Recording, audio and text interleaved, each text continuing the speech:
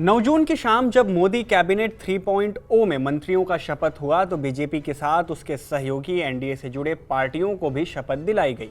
उम्मीद जगी कि बीजेपी के मंत्रियों के साथ घटक दलों को भी अच्छे मंत्रालय दिए जाएंगे, लेकिन जैसे ही 10 जून की शाम को ये पता चला कि किसे क्या मंत्रालय यानी पोर्टफोलियो मिला, इस पर पॉलिटिकल रिएक्शंस आने शुरू हो गए।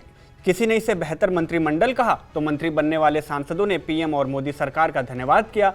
लेकिन इसी बीच इंडिया ब्लॉक के आम आदमी पार्टी के नेता संजय सिंह और आरजेडी के नेता तेजस्वी यादव ने बीजेपी के घटक दल यानी एनडीए में आने वाले मंत्रियों को मिले पोर्टफोलियो पर सवाल उठाते हुए बीजेपी की आलोचना की और कह दिया कि बीजेपी ने अपने सहयोगियों को झुनझुना वाला मंत्रालय दिया है।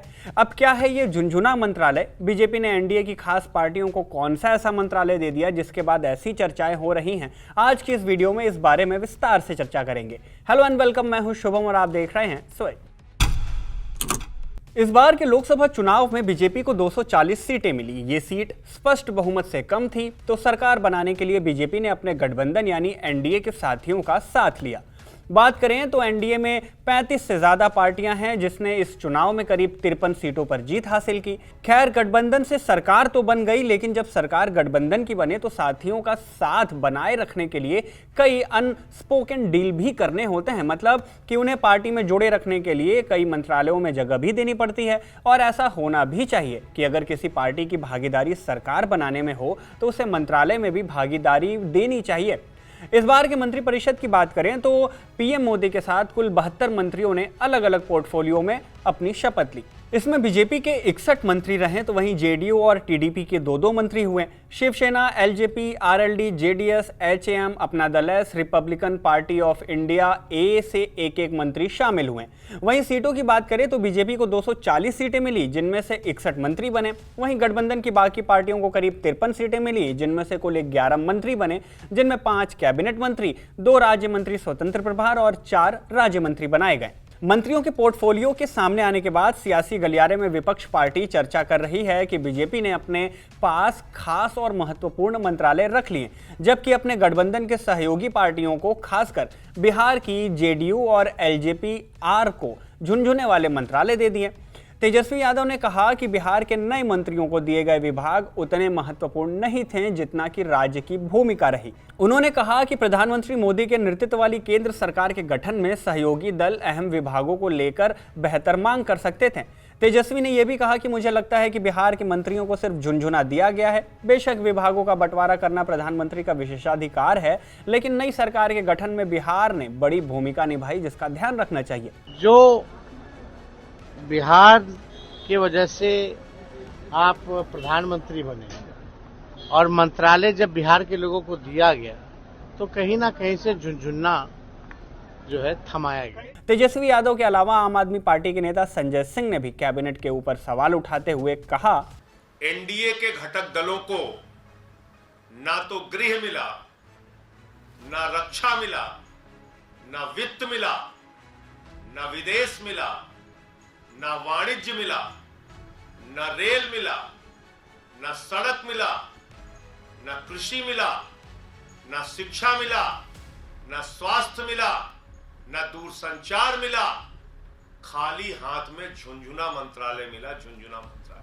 देखिए, अब ऐसा क्यों हो रहा है, इसके पीछे का एक तर्क भी समझ लीजिए। विपक्षी पार्टी का आरोप है कि एनडीए के घटक दल के जो नेता हैं उन्होंने सरकार बनाने में खास भूमिका तो निभाई, लेकिन इसके बावजूद उन्हें सरकार में बड़े मंत्रालय नहीं मिले। इसे समझने के लिए आपको ये जानना होगा कि किसे कौन सा मंत्रालय और कौन सा पोर्टफोलियो दिया गया। देखिए, सदन में बीजेपी के गठबंधन के तौर पर सदन में पहुंची गठबंधन की दूसरी बड़ी पार्टी के रूप में टीडीपी, जिसने 16 सीटें जीती, उसके 2 सांसदों को मंत्री बनाया गया, जिसमें के राम मोहन नायडू को नागरिक उड्डयन मंत्री के तौर पर कैबिनेट मंत्री बनाया गया। इसके अलावा टीडीपी के ही डॉक्टर चंद्रशेखर पेमासानी को कृषि और किसान कल्याण मंत्रालय में राज्य मंत्री का पद मिला। टीडीपी के बाद सदन में 12 सीटों के साथ आने वाली जेडीयू से भी 2 मंत्री बनाए गए, जिसमें राजीव रंजन सिंह उर्फ लल्लन सिंह को पंचायती राज, मत्स्य पालन, पशुपालन, डेयरी के मंत्रालय में कैबिनेट मंत्री का पद मिला, तो वहीं रामनाथ ठाकुर को ग्रामीण विकास और संचार मंत्रालय में राज्य मंत्री का पद मिला। इसके अलावा 5 सीटों के साथ आने वाली लोक जनशक्ति पार्टी रामविलास यानी एलजेपी-आर के चिराग पासवान को खाद्य प्रसंस्करण मंत्री के तौर पर कैबिनेट मंत्री का दर्जा दिया गया। वहीं हिंदुस्तानी अवाम मोर्चा यानी HAM के जितन राम मांझी को सूक्ष्म एवं लघु उद्योग में कैबिनेट मंत्री का पद मिला। जनता दल सेक्युलर यानी JDS के HD कुमारस्वामी को भारी उद्योग और इस्पात मंत्रालय में कैबिनेट मंत्री का पद मिला। तेलुगु देशम पार्टी यानी TDP के K राम मोहन नायडू को नागरिक उड्डयन मंत्री में कैबिनेट मंत्री का दर्जा दिया गया। इसके अलावा राष्ट्रीय लोक दल यानी RLD के जयंत चौधरी को कौशल विकास मंत्रालय में और शिवसेना के प्रताप राव जाधव को आयुष मंत्रालय में राज्य मंत्री स्वतंत्र प्रभार का पद दिया गया।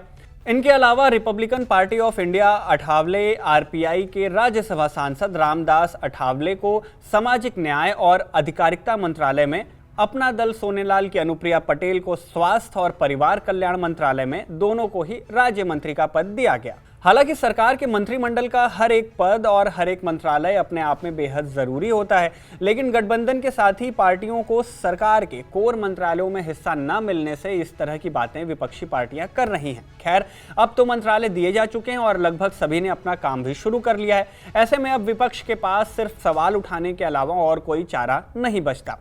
वैसे आपको क्या लगता है, क्या वाकई में बीजेपी ने अपने गठबंधन के जो साथी यानी जो NDA के साथी हैं उनको सच में झुनझुना वाला मंत्रालय दिया है, और क्या सरकार को अपने कोर मंत्रालयों में भी इन्हें जगह देनी चाहिए थी?